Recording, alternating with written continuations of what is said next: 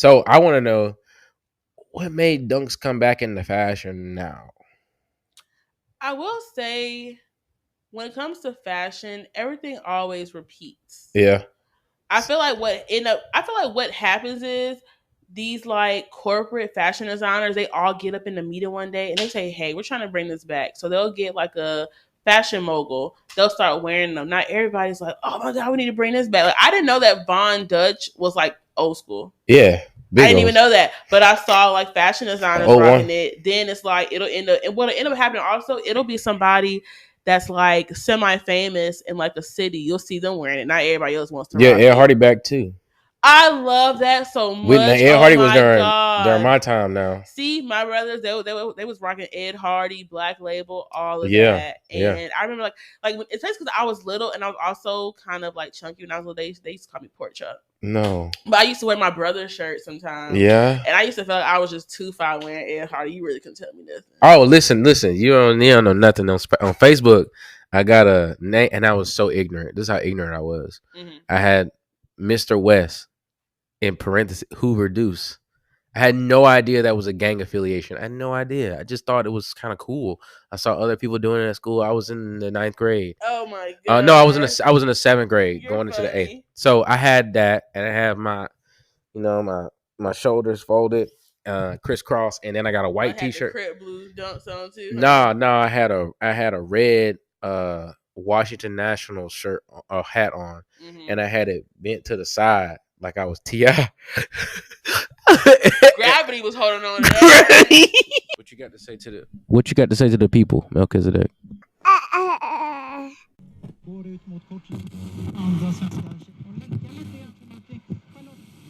tOCS Radio, Tevin West. We are here to stay. We ain't going nowhere. Just because you thought we was down, we up. The more you hate, the more we great. The more you anticipate, the more we elaborate. Sit back, relax. tOCS Radio, Tevin West. What does that mean? Dopamine versus serotonin. Okay, serotonin is a mood stabilizer. A mood stabilizer. Yeah, a mood stabilizer. What, like dopamine is the brain chemical for reward and motivation. So like if you need to get a task done in a timely manner, dopamine, if you have like a good amount of dopamine that's supplemented in your brain, you can get it done in a timely manner. Give me an example. Okay, you know what? Actually, I can give you several examples of how dopamine is released in the body, like listening to music. Mm-hmm. You feel good listening to music because dopamine is released. Let's say if you finish a task, like if you clean up your room, or if you're like cooking dinner and you finish that, even being on time. Like if you don't have a sufficient amount of dopamine in your brain, then like your perception of time is way off. Push that down. I don't know why that was getting at me. Like it was up, you know what I mean? Why is it so loose? I can't really explain why I don't know. It's just like it comes up. It just does it. It does its thing. Yeah. You know what I'm saying? Mm-hmm. All right, so it's dopamine. Listen, so we were by the way, tOCS Radio, Tevin West, that's where we at. What's going on, y'all? We're almost done with season 2. And I feel kind of accomplished because it's not even been a year and we're about to be on our 3rd season. So I just wanted to say that people who are very much tuned in, thank you very much. Look, give me a second. I got to give a little shout out. Shout outs to my countrymen, to my country folks over there. I love listening to the podcast and the fact that it's so real. We know we're gonna keep on stacking. All right, here we go. I be loving the music too, because half these songs, I be like, dang, I never really heard them before. It's real West Coast, baby. Okay, now I could be wrong, but have you ever put "Freak It" on there? Have I ever put what? "Freak It" by Corrupt. Ooh, "Freak It" by Corrupt, the Dog Pound. I need. So, okay, well, shout out to Switzerland, the Philippines, Belgium, Iceland, Saudi Arabia out there, and that oil money just swimming in it. And then seeing Germany, and Canada, of course, North America. So we were talking about Christmas albums, but you said you like Radrick Davis, the State Against Radrick Davis. Yeah. But it was like almost during Christmas time. Lemonade was kind of like a sort of Christmassy type thing. Because it's the bells in it. It honestly, like, if I ever listen to Lemonade, I just be thinking about, like, it's snowing outside. Really? Yes. You know, I swear, like I told you earlier, whenever I listen to, like, Christmas music, it's not necessarily, like, the regular Christmas music. I listen to albums that came out around Christmas. Just like Jeezy came out with TM 1103. I think it was, like, December 11th or 12th. Can we say Thug Motivation instead of TM? Why are we doing that? It's Thug Motivation. Thug Motivation 101. It's easier to say TM. That's really like 2 syllables. Is this whole when you say like acronyms, like an acronym, it's easier to do the acronym. So much easier. That's fine. Well, continue. Continue on your point. Yeah, like he came out with TM 103 in December. I believe that was like 2011 or 2012. 2011. I think so. Give me some songs from that album. I do. It has Jay-Z on Andre 3000. Okay. Super Freak. Super Freak. Yeah, Super Freak. No, you done. It was cool. That's my Jeezy voice. What about that? I didn't see it at all. Yeah, Jay-Z is on that song. Yeah. Because you know what? The album cover, it was like that Illuminati type period with the eye. But it's really what's on the dollar bill. They be doing that all the time. It's fine. I don't care. I'm like, you do what you want, bro. I don't care. But it was super freak. I do. You know that song, "I'm way too gone. What the fuck am I doing?" Really? That's a song? That's the best song. I'm not. I have to. Can I give you a reason that I may or may not? You got to hear me. So when I was young, my cousins are like 10 years older than me. So when I was 7, they were like 15, 16, 17, something like that. My math might be off. It doesn't matter. Yeah. So they're way older than me. And what happened was 3 6 Mafia was popular at the time. They were just coming up. Like Lord Infamous was in the group in Crunchy Black. So there was like the infancy of it. And then they had Young Jeezy, who was like Can't Ban the Snowman. And then a Gucci Mane was like just coming up. Anyway, the point I'm trying to make is they would burn CDs and then they would put like it was like a compilation CD. We have various types of music. So anything from 8 Ball and MJG to 3 6 Mafia to E40 to Gucci Mane to OJ. I mean, anything could be on there. You know what I'm saying? Fabulous, Jewel Santana. So the reason I know about music is because I'm snatching from these compilation mixtapes that they would burn. It's not necessarily I'm a fan or not a fan of a certain artist. It's I listened to various artists growing up because my cousins were fucking burning DJ Khaled's type CDs, burning CD. That's on the Frost or the LimeWire type stuff. Yeah. You remember when they had all the songs, you'd look right. I remember there's a song that I liked from LimeWire. It was called Crispy. I'm so crispy. I'm so crispy. My jeans 900 some 850. I'm so crispy. No, so it's Kinfolk Keyshawn. I think he's from California. But that's the point. I would click on some of these songs and they wouldn't be the song. It would be Soulja Boy's it would be Superman. And I realized when I got older, Soulja Boy was having an interview about it, and it was like, why did when we pop, like we click on some of those songs, like your song would come out. He was like, because I would just name a bunch of songs what you think they were, and to get more plays onto that's why he's the biggest. He manipulated all of that. He's the biggest rapper in the game, business wise. Besides, first of all, I didn't even know that he was personally doing it. I was thinking it was just happening. Turn that off. Turn the air conditioner off because it is affected. It's right there, right button right there. Hit it. Bam. Are you cold enough? I know I was really cold earlier, but I was like, you know what? Why you didn't say something? It's your house. I could have easily moved over there if I wanted to get a blanket. You need to say something, Drake voice. This shit was all I knew. Nah. So back on the Jeezy and the Christmas albums, I need to get off of this. I need to get this off. you didn't know that I'm gonna give you the title of the album that Chance the Rapper and Jeremiah had for their Christmas album. I know you're tooting your nose up. Can I tell you? Yes. What you looking at? Yeah. Is it my feet? No. I'm just looking. My eyes big. I can look. That's fair. I don't know. But it's called Merry Christmas, Little Mama, the gift that keeps on giving. Yeah, see that horse. That's why I don't like when these random ass rappers or whatever be making Christmas music, because this is about Jesus. This is about Jesus. I agree. Over here making songs about I agree. They are. You know, like the old school niggas wasn't doing that. Like whenever Curtis Blow came out with a Christmas album. Huh? Curtis Blow came out with a clean Christmas album, so I agree. Run DMC came out with a good Christmas album. Yeah, no, they did. They rocked it up, so I agree. It's different. Bryson Tiller did come out with a very clean Christmas album, though.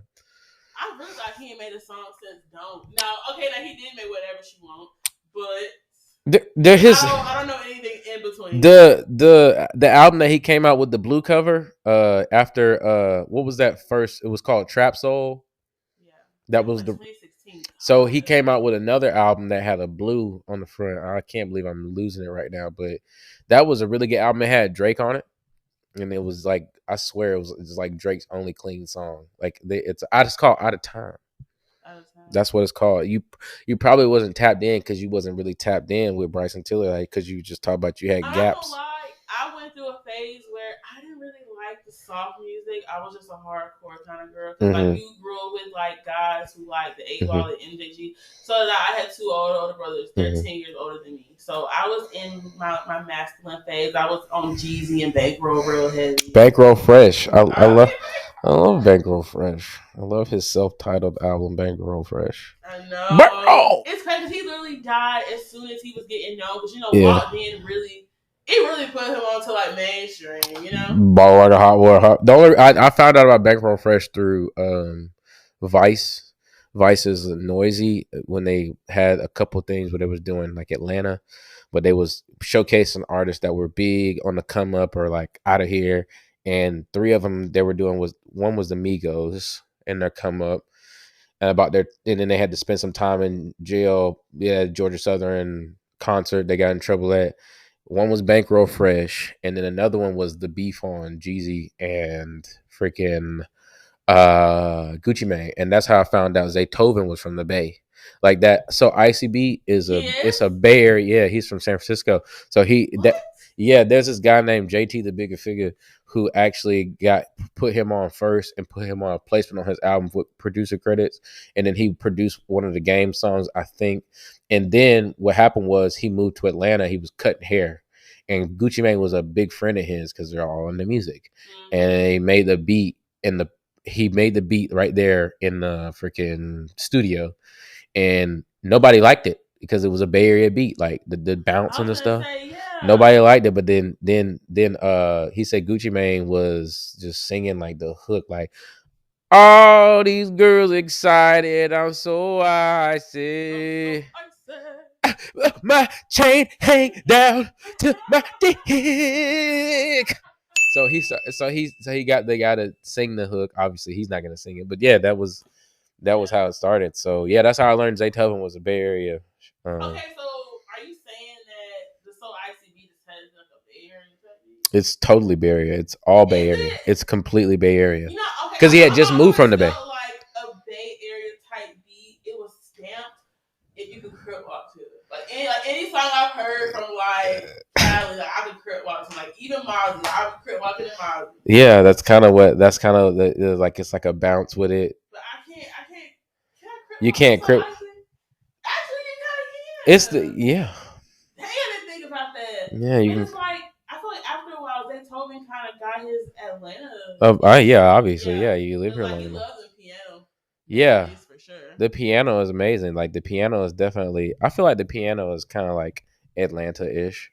I feel like the piano is definitely. DJ Esco was like that too. I know whenever he made the coolest DJ in the world. Listen. You know how old he is? I swear he's like in his 40s. He should be. I feel like. Yeah, he was doing. I don't know if he still DJs at Magic, but when I saw him on Noisy, he was DJing at Magic, and he was like, "You hear that upstairs? That's Young Metro upstairs. Listen, if it's a Monday night and I'm doing Magic and that record don't come on Monday night, fuck that record." That's what he said. I'm just saying what he said. Future came out with 56 Nights. Yeah. He said DJ Esco got locked up. He did. I love that song. What's the song called? Know the Real Meaning or Know the Meaning. That's my favorite song. I know what you're talking about. I can't recall. 2015 was when I really started tapping. No. I'll give you a artist so I got Future. I started listening to Future because I went to Middle Georgia. I had Haitian teammates that were from Miami. So before Future got popping in Atlanta, he was popping in Florida. What? Oh yeah, he's huge with because he's Haitian. He's Haitian.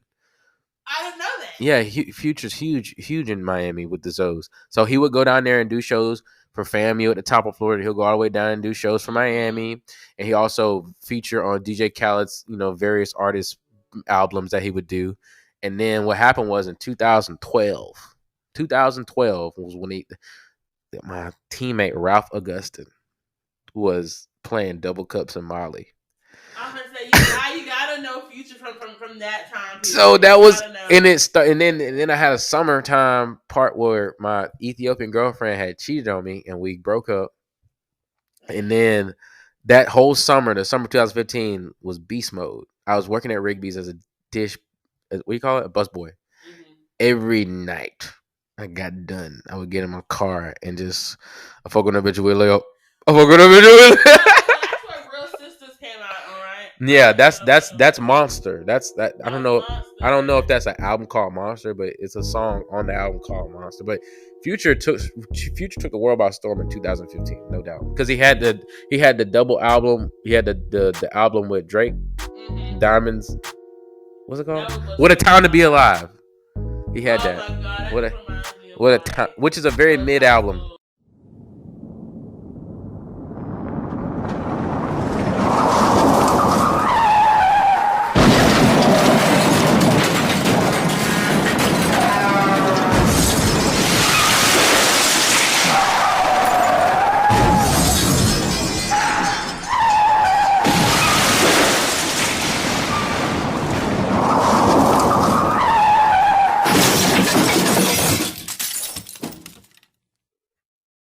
Oh man, what's good? You feel me? I'm hurt. How can I get my groove back? Been hurt?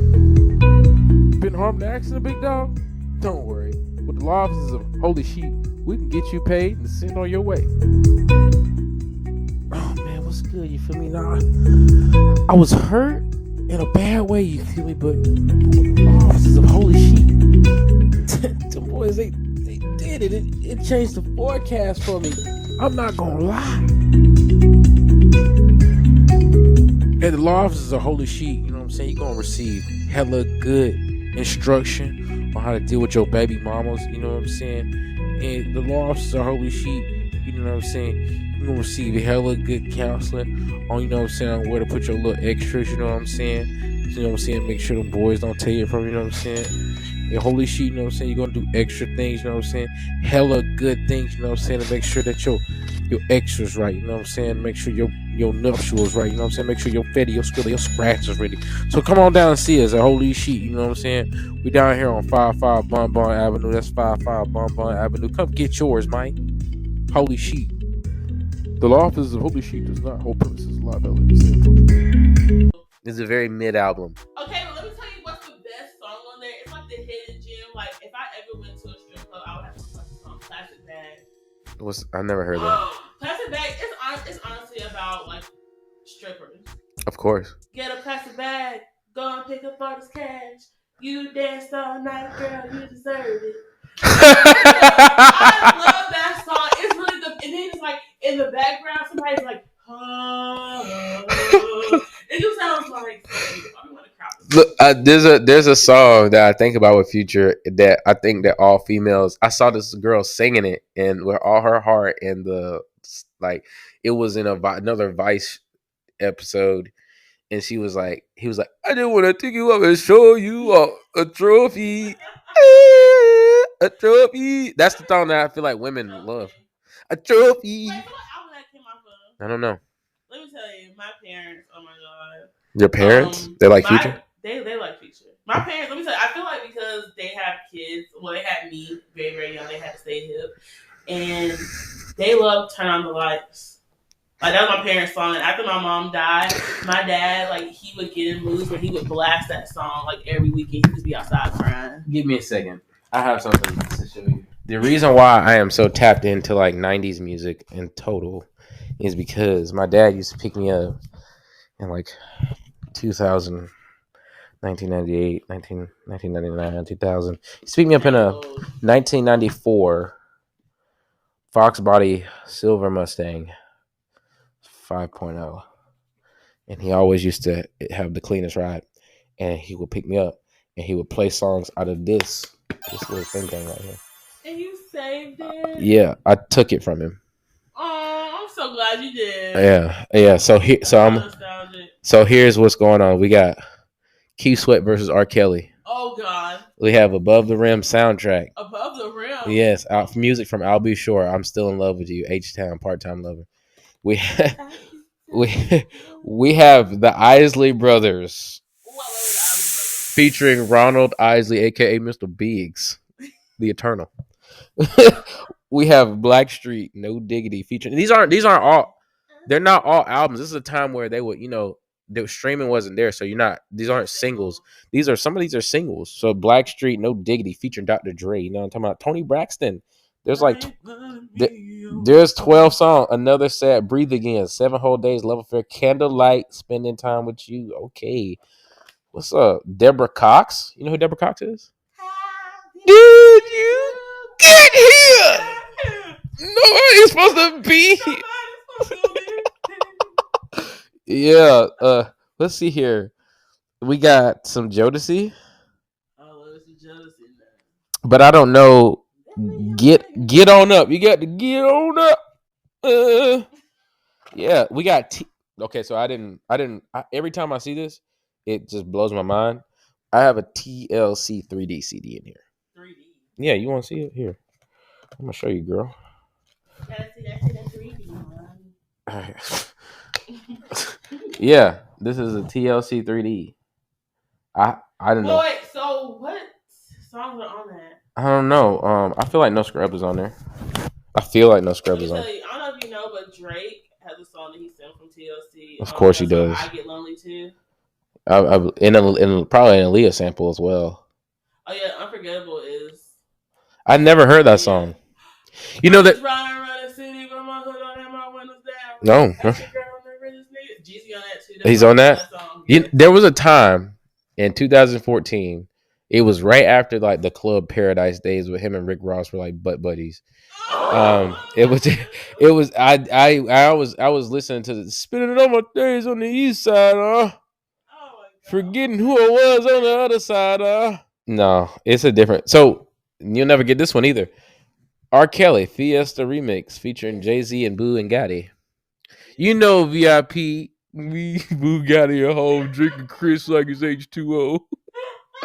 I'm like heaven. Everybody want to get to me. How you make it to the gates and forget the key? That's what it. And then we got what's this? This you know what you with this? You want this? Who is this? Who? I'm trying to find out, baby girl. Let me see. They don't even look. Can you find out who this is? Right here. I don't even know. Oh, your iPad must be bad. My what? Hold on. Well, it should say it on here. It don't say it. You want this? Well, who is this that y'all want it from? Dance hall mix. Oh, this is dance hall mix. My dad has dance hall, Jamaican dance hall. I guess so. Yo, Dad. But, this really just says you want this in cursive. Who do I want it from though? Oh, Soul to Soul was a great song. I wrecked my car listening to that. Let's see. Wait, pause. You wrecked your car listening to what? Soul to Soul. However do you want it? Well, I think that's Belly. Back to. Oh, that was a great. That's like the greatest ever. Like that's like the best intro ever.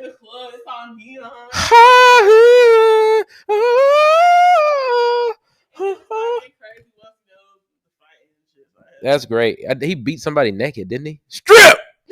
Like, that's why it's crazy how like should have been talking. You have so many memories attached to music. Oh yeah, no, you can remember where you were with exact type of music playing. Like I swear to God.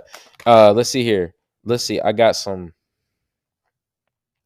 I don't know. This Virgin. I recognize that CD too. I just don't know what artist it is. What's the Red? Oh, Gladys Knight. Gladys Knight. Just for you. Let me tell you, I have a cousin. She got the same thing. The one that actually keeps my son. She has a really big like CD folder. We used to go to her house and burn CDs every Sunday after church. Word. Yeah, I used to burn CDs like crazy, especially for my mama. Because look, I used to burn one specifically right before the first of the month because she always wanted Bone Thugs. Okay. Her CD. She was hip. She was hip for show. I had a cousin. I got two cousins. One of my dad and one of my mom. They would always burn CDs for me because I didn't really know how to do it. And then when the MP3s and the Zoom, my dad got me a Zoom. I'm the spoiled child. I'm a spoiled child. Mm-hmm. My dad got me a Zoom. And the Zoom was more expensive than an iPod back in the day, but when it was popular. Mm-hmm. They thought the Zoom was going to take. Anyway, I got a Zoom and my cousin I would beg him to upload me songs and like on my little MP3 too. So I had Monica with the Franchise Boys on it. Yeah, I don't know what the song is, but yeah, there you go. I had those good songs where you couldn't find them unless they was playing on 106 in Park, and then you had to wait or you had to record your phone onto them. You had to do the MP3 converter. I didn't even know nothing about that back then. That's how not hip I am. You convert a YouTube video to MP3. I do now. I do that with my clips, with my audio clips. I do that now. That's so crazy. So that's still like a relevant thing. Very much so. Very much so. Let's see what we got here. Dream Lover, Mariah Carey, Columbia Records output. I don't know what a Dream Lover is. No, this is trash. We have a Boomerang. The Boomerang soundtrack is in here. You know, Eddie Murphy, Halle Berry, and Robin. Is it Robin Givens? Mm-hmm. Yeah, the sound. You do? I don't know. She was on The Game. The TV show about the football player? Yeah, she used to date Malik on there. Robin Givens? Mm-hmm. The one that was married to Mike Tyson? Yes. Really? The short, petite, got strong face? Yeah. Yeah. Strong face. Yeah, very strong. Yeah, strong ass face. I swear that she does. There's a tactic. There's a technique that one of my family members does. It's not bad. I'm not gonna put her on Front Street. They put some stuff in your cheeks and they pull your cheeks up, get your cheekbones pulled up. No, it's not Botox. It's not Botox. It's a much more painful process. They go in and tie your stuff and pull your cheekbones up. Right. It's really cool. I like my cheekbones not like pulled up. That seemed like it hurt. Escape. Who can I run to? There you go. Oh man, Escape had some nasty song. I had a song that my dad used to have an MP3 of a couple of them, and he liked R&B. Obviously, I have, and he had the song called "The Softest Place on Earth" by Escape. Man, that shit, it was amazing. Baby, won't you come inside? Yeah, freaking on the journey. You freakazoid. Yeah, you're freakazoid. I don't know that many songs by Escape. I just knew the ones that were from my Pandora when I was younger. It's on the softest place on earth. I listen to that song. Yeah, I was 14 and I didn't really know. Maybe I should have known, but I didn't lose my virginity until I was 16, so I really just didn't know. Johnny Taylor, that's old school. Yeah, my grandma used to listen to that. She still does probably. Let's see, Soul Heaven, shout out. And then to end it, I don't know who CC Pen. You know who CC Pennison is? Pennison? Yeah. I know who CC Winans is. Okay, we all know the Winans. Okay, Mario Winans. Shout out Mario Winans, man. Him and Gorilla Black had a. BB and CC, the twins, the gospel singers. Mario Winans is also in that family. He's an R&B singer. Mm-hmm. Yeah. So wait, so Mario Winans. So I did not know that. I know who Mario Winans is, but I know that. Mario Winans is I don't want to. No, I know because he made a song with this rapper. I got a crush on you. Yeah. You know that song? No, but I know that he made songs with rappers as the R&B. He was a New York rapper. As a near rap, he made a song with a West Coast rapper called Gorilla Black, and he Gorilla Black was supposed to be the West Coast version of Biggie Smalls.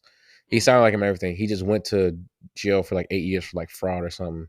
He was big. He was like, you know them folks that like I've been almost 300 pounds, okay? But like when I got married. I'll show you a picture right now. Granted, you are tall, so your weight probably evenly distributes. I'll show you a picture right now. 300. Okay, how much do you weigh right now? 225. So you really lost like 75 pounds? Yeah. That's crazy. Yeah. I mean, like you must wasn't posting a lot, then. I just don't feel like I've ever seen you that big. Granted, I didn't obviously pay attention. A lot of people say they'd never seen me really that big, but I'm gonna show you a picture on my wedding day, and you're gonna be like, "That boy was built like your daddy." Built like my granddaddy. Built like your granddaddy. Look, take a look. That's me on my wedding day. What do you think? It went straight to your head. Seemed like. Wait, so you had a bald head? Yeah. Why? I just didn't know what to do my hair at the time, and then Cheyenne. Dang, yeah. You really made like a 180 for sure. Yeah, and then Cheyenne. So shout out my ex-wife Cheyenne was like, and my mom were like, you should get twists. Like your hair probably do better with it. You know, if you don't know what to do it, just let it grow out and then twist it. So I had a neglected bush for a while, like a little neglected bush. And then my mom sent me to somebody to twist, and then she started doing my dreads. And so this is pretty much a pet project on my head right now. I don't care. That's why the locks are good though. Thanks. I just got them retwisted, shorty. You know what I'm saying? Here we go. You know how niggas do it. Oh man, no. I feel like that's what I'm not gonna say everybody should do it, but I feel like, you know, if you don't know what else to do with your hair, just lock it up. I feel like every black person will look good with locks. They are a lot of African American men and women have their hair twisted in this area.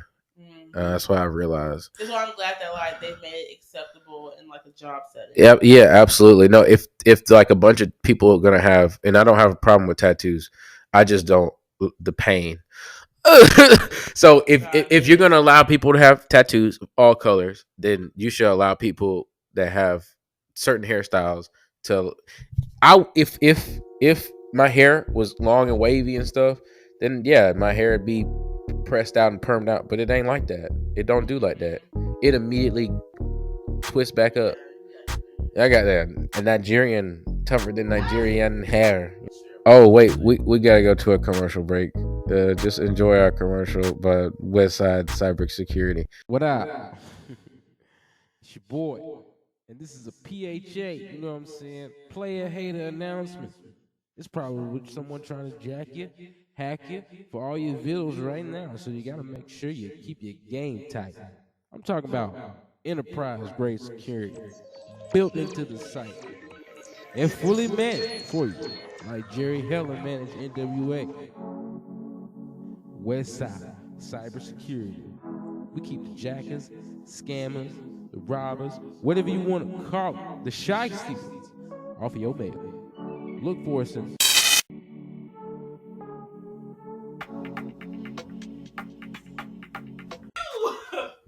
Wait, what? Oh yeah, Westside Healthcare. Yeah, no, for real. It's just me. That, you know what that is? That's actually me kind of like whenever these things take time. But whenever I get in a spot where the podcast really takes off, I just want to be in a spot where I know how to do these sponsorships and these commercials. You got to make them yourself. Like, hey, we want to put an ad on your thing. That's cool. That's great. But you're going to have to do it. You're going to have to make the ad. And so I've always seen on YouTube, like, they be making it on stuff. It's just me practicing. I love that. I swear to God, I do. Because this kind of reminds me of, like, Dave Chappelle, when he used to make his own little, like, skits. I really enjoy it. I'm like, you really are so creative. Yeah. Well, thank you. It gets harder because there's certain things that you want to go your way and they're not always going your way with viewership and stuff like that. But I know that people are tapped in, so I just keep doing my thing. You really have to keep going. Yeah, you just have to keep doing it. But also too, it's like the editing takes a while, and you really have to sit down and edit it, and it's just a process. Like you have to really be in love with it. And every time I start editing, though, I love it. But every time, like if I stay away from it, like I haven't done an episode in 8 days. That I usually don't go and like I do an episode every 6 days now. It used to be I was posting like every 3 days, but you slow down and stuff, life. But this is probably the longest I've gone without putting up an episode in a while. So I just been really in the gym. I've been living in the gym. I've been living in the gym. Really. I be saying. What's up? I be saying. Oh, you be seeing. Yeah. Well, thanks. But yeah, no, I be. Well, also too, the more rehab you do, the better your leg gets, the faster your leg gets. And I'm telling you, and you know this, Asia, your son, they get away from you. Then they start to running and they start to moving. You got to keep up. So it's just like I gotta start moving around so that way I can carry this peg leg. It's a temporary peg leg though. It's not a peg leg. You just got a little whatever that is on there. What's that? That's not a cast. Big contraption. It's a freaking. You thought you're a transformer. I can transform. I can transform. Yeah. It's a transform. We have a song for everything. That's literally a song for everything, bro. What is going on? Anyway, it's something in my headphones that be. No, it's definitely birds chirping. Oh, it's the birds chirping out there. I think it's gonna rain. They're probably a little scared. Is that what they do? They signal to. But, I mean, chirping is them communicating to each other, so they're probably y'all niggas is gonna start raining. Hey, hey, is that like you remember Maceo Nextel chirp? Yeah. That beat was that beat. That beat is insane. I used to want an Nextel so bad. I think that was like the trap phone. I need to talk to you about something. I think that. Well, you would technically be a millennial, right? You're a millennial. Are you a millennial? I'm Gen Z. Really? 97. Oh wow. No millennial. Well, that's interesting. Okay, well, I think that my group is very unique because millennials, because we grew up at a time where we saw like a rapid transformation of the cell phone. So our parents had brick cell phones in the car, you know what I'm saying, holding in the satchel. But we got the Nextel chirp, the Motorola, the Nokia that was indestructible, the Razor, the chocolate phone. The Verizon chocolate phone. They came in all types of colors. I knew if you had they had a side. So the flip up, what's the T-Mobile sidekick? So that's the first one. I had the second version of the sidekick where it just went straight up. It was green and gray. Man, I used to text my ass off. I'd be texting. Like our Boondocks. I'd be texting my ass off. Bro, I think I had an incognito. Ooh. From Boost Mobile. Not Boost? Yes. And it's like the front of it was like a mirror. You could like see yourself in it. Oh, for real? Yeah. So hey. I had been like 8th grade. What's your favorite phone from that time? I said the Razor. Everybody that I knew had a Razor. The flip up, right? Mm-hmm. So they had so many colors too. You like to text with that phone button? Well, I think what's it called? It's not a T9, is it? Where you have to like press multiple. You have to press the button multiple times to get the letter that you want. What you mean? Oh yeah. Like the number one had ABC, then D was like. Yeah, that's what I'm talking about. Did you like that? You like that better than you like the? Yes, actually. I felt like you would say that. Because you know what? I feel like it would. I felt like a text message. It took more of a thought process. For sure. I'd be like, do I really want to say this? Because you could say that. But you know, because we have these convenient ass keyboards now, you just say whatever. That's interesting that you say that. We literally have the keyboard, so you can just type whatever you want, and it don't take no time, no more. Whereas when we were younger, you had to really type some shit. Mm-hmm. If you go, think about it. That's like text was so meaningful back then because it took a minute. Texting now is the lowest form of communication now. Because we have emojis too. Like people be thinking that emojis is a reply, or the fact that like Apple has the reactions. People really be thinking like the haha is an LOL, but it's really kind of. Hey. Perception. I didn't think about that because like I'm still on Instagram, but it's international. That's my handle. You know what I'm talking about. You can also hit me on Threads too, baby. What do you think about Threads? Have you? I don't even have. I'm not gonna lie. My ADHD makes me limit the amount of social media sites that I be on. I be on IG. Yeah. Facebook. Yeah. I post on Snapchat for memories, but I love Twitter. I guess formerly known as Twitter. Somebody said if you on Snapchat, you a freaky ass. You a 69 god. I just post memories, but I never put nothing crazy on there. Like, I have a Snapchat, so I don't know what people are talking about. You know, I feel like people make their social media sites what they want to be. That's why I hate whenever people talk about close friends, how people get nasty on close friends. I do not. I'm venting and I'm crying on my close friends on IG.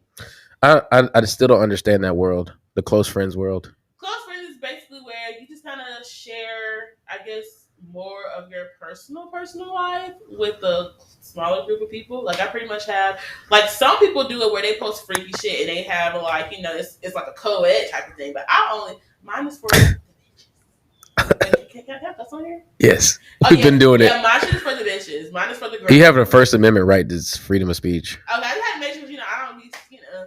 But yeah, but like I only have girls in mind, and I talk about my personal. Like I remember whenever I first got on antidepressants, like the first people I told my close friends, I said, "Y'all, I finna get on my crazy bitch meds. Like y'all finna be here with me on my journey." Or whenever I first started going to the dermatologist, I was literally in my room, like, "Hey, y'all, I'm finna get my skin together. I'm finna be a fine ass girl." Like, you know, I just be posting like my personal life. The dermatologist, I've been there once. I had really bad acne when I was 24. I mean, horrendous. Was it? Do you know what it was? Let me tell you. It was eating bad. It was bad. It was a bad diet. And people don't realize that your skin is an organ. It's integument. So, like, a lot of the time, where your acne is at, or just acne in general, is an indication of inflammation in your body. I agree. Something you're eating or whatever part of your body just isn't functioning clearly. Yeah. I'm trying to get you straight. I don't like the way you sound. Try it again. Speak. Can you hear me now? Yes, God.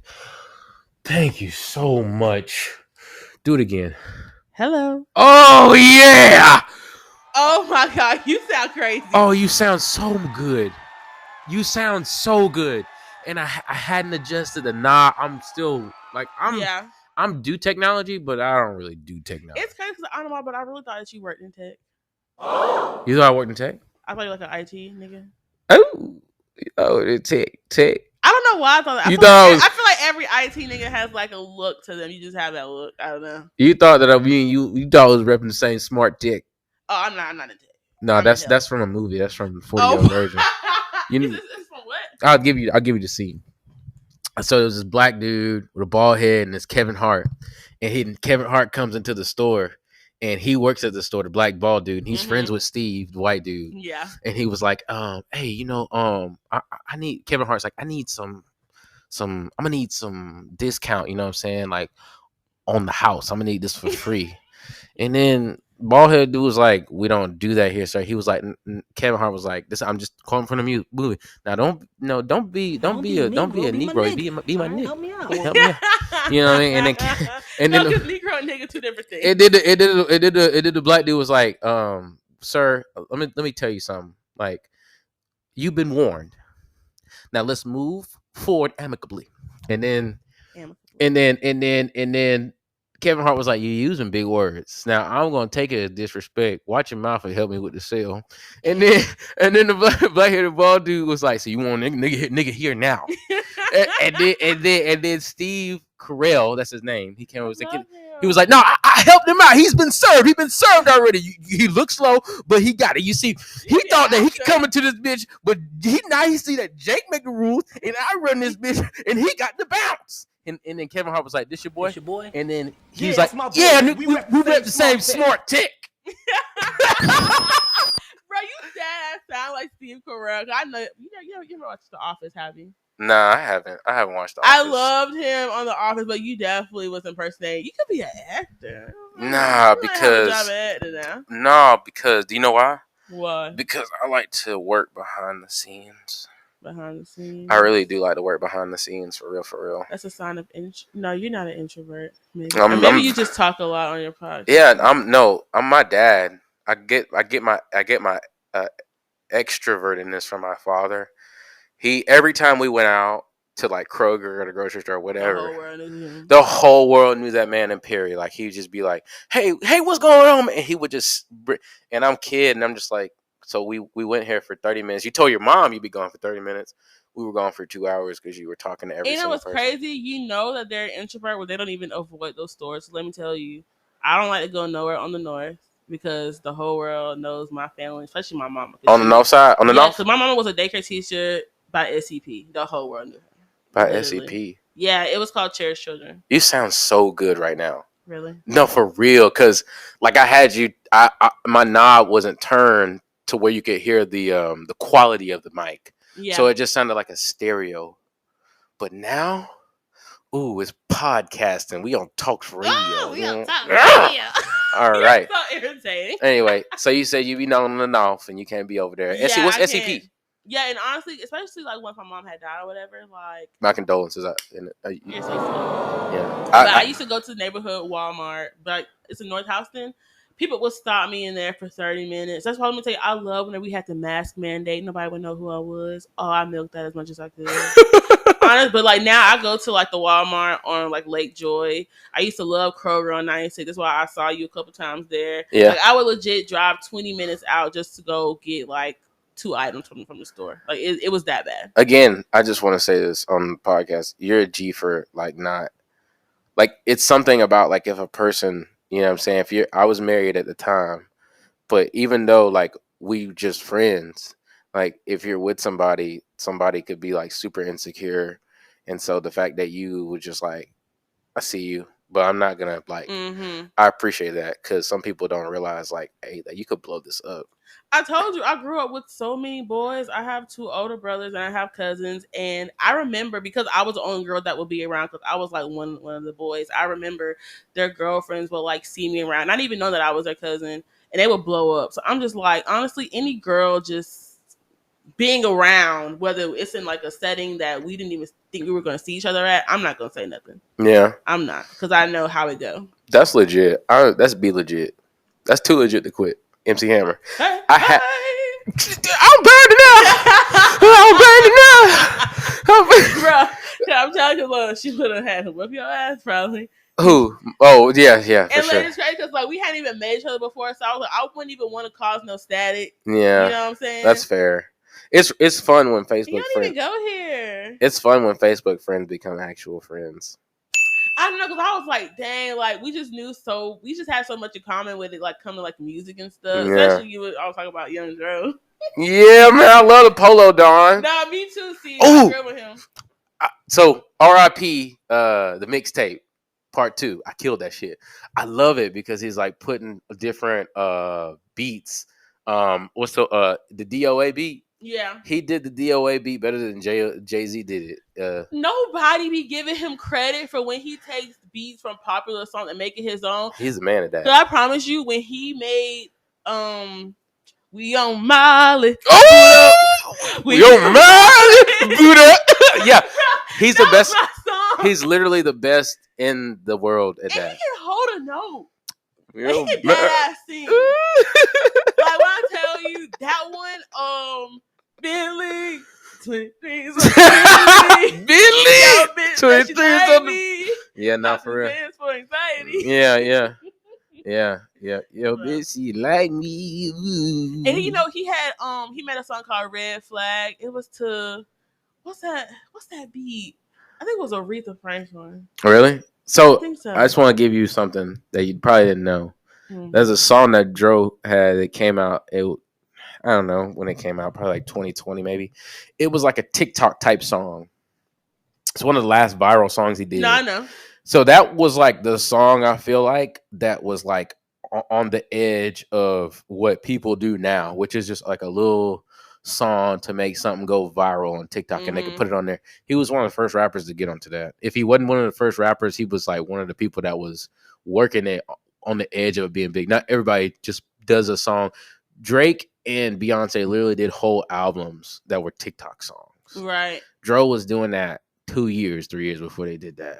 I remember it was actually called TikTok. Yes. Because it was TikTok, then he made Red Flag. Oh, he made Red Flag after that? Mm-hmm. Okay. That's good. He's really ahead of his time. Nah, it's so crazy because why does he not have like an endorsement deal with Polo? Why does he not? Because he was on DJ Small Eyes doing an interview. He was at like some event. I think it was like Jay-Z's event or whatever. Like he's rapping and he literally got on like the collared shirt. He got on the sweater. He swagged tied out. up. And he's still wearing Polo to this day. Polo's back in style. I mean, I feel like it never went out of style, but I feel like it was definitely we played it out. We played it out. It was out of style. It was out of style. We played it out. Really? It was out of style for about 3 or 4 years. Really? We played it out.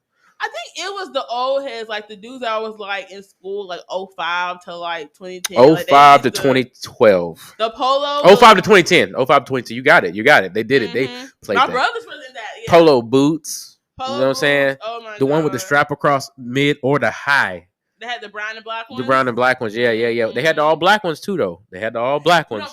My brother had them. They were all black and had a big red horse. Oh yeah, and they stuffed their pant leg in it. No. They had the plaid polo shorts. They had the real fruity Easter ass looking. Yeah. No, they had the big. I remember one time for Christmas, my friend, my mom's friend, really cool guy, and they were just friendly, and he bought me at Belk because it's just Belk, no S. It's no S. I know. It's no S. That's funny. He bought me a red polo shirt with a big old horse on the side, and it was a color like it's actually like a white dude with his polo shirt on and a brown horse. Real life. Very real. I got ink on it, so I had to. And I remember I showed up after Christmas, and I showed up with that red shirt. I had some U.S. Polo Assassin jeans on with some white. Not you mixed match designer. With some. with some high top white chucks. Check game. No. U.S. Polo Assassin. Nah, you was wild for that. You was really supposed to mismatch design. Wait, so Beverly Hills Polo was the same as Beverly Hills Polo Club? That is not the same as Polo Ralph Lauren. I know that's not the same. I'm sorry. I'm talking about the U.S. Polo Assassin? Yeah. It's U.S. Polo Association, but we know it as U.S. Polo Assassin. Yeah, so I don't think they were the same. Like, I don't think Assassin and Polo Club was like running Beverly Hills. Oh, yeah, it was.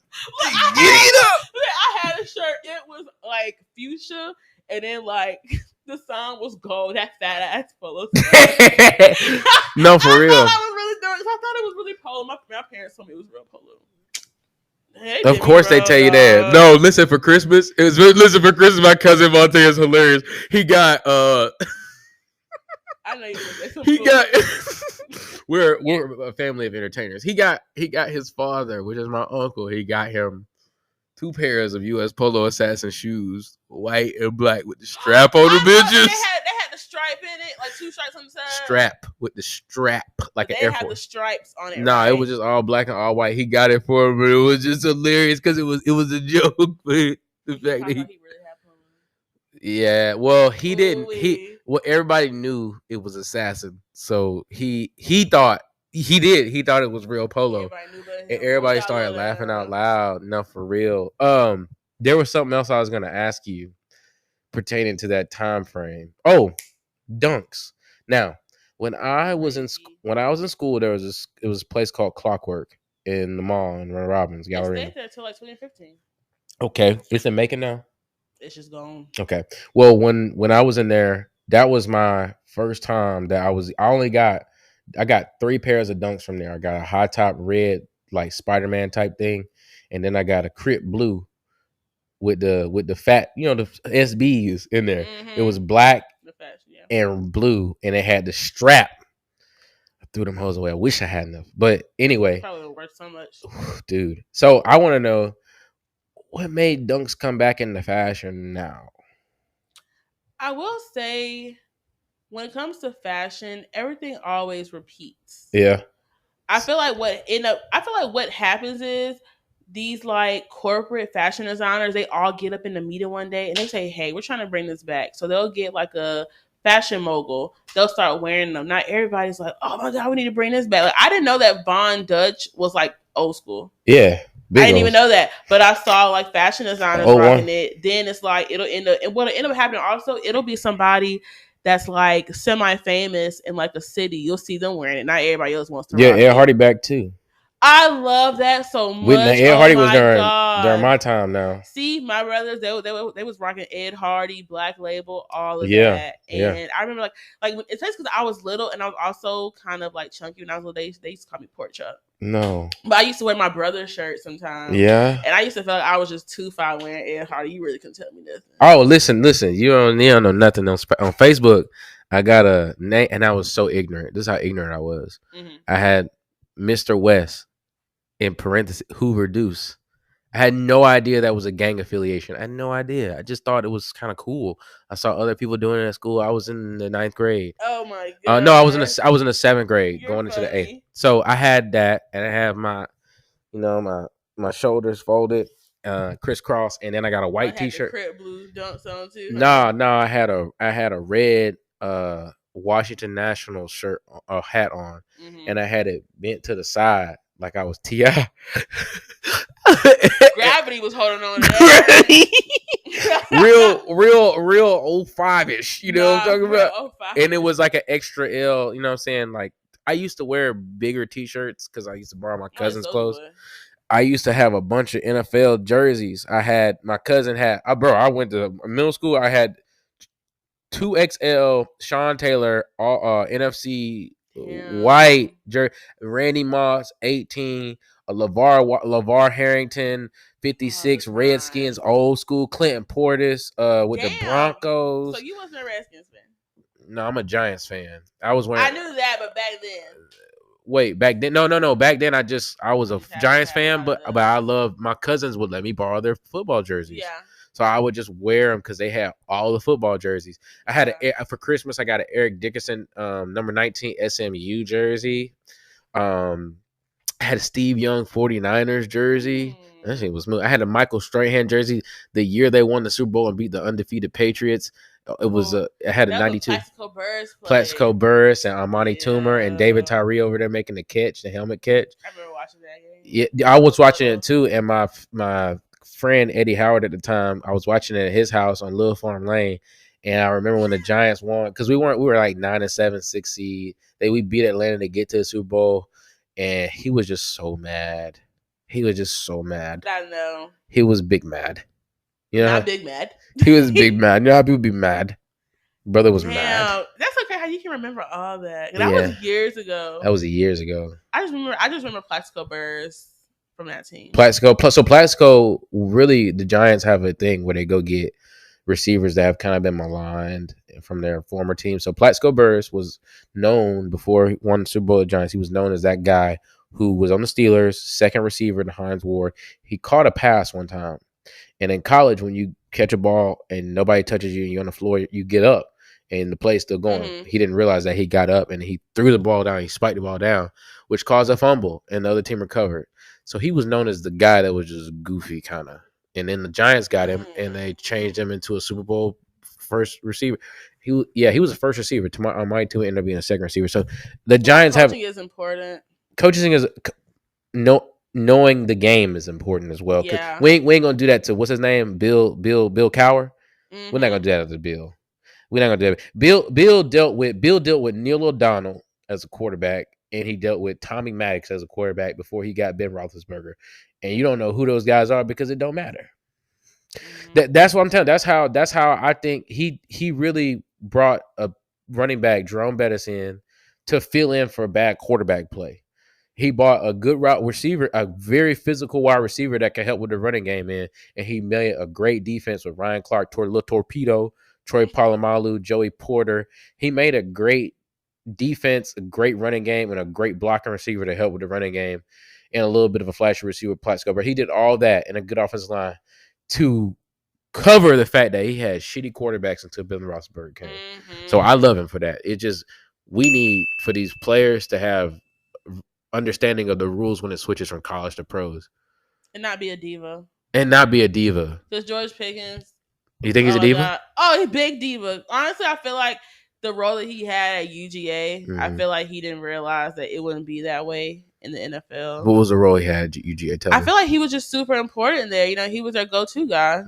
And I feel like, especially once he came back from his injury, because, let me tell you, I don't know what it is, but it's like UGA, they always have somebody, like, they get injured during, like, spring, and they be out for, like, half the season. Then, like, they start doing good, you know what I'm saying? They finna go to like, the SEC championship.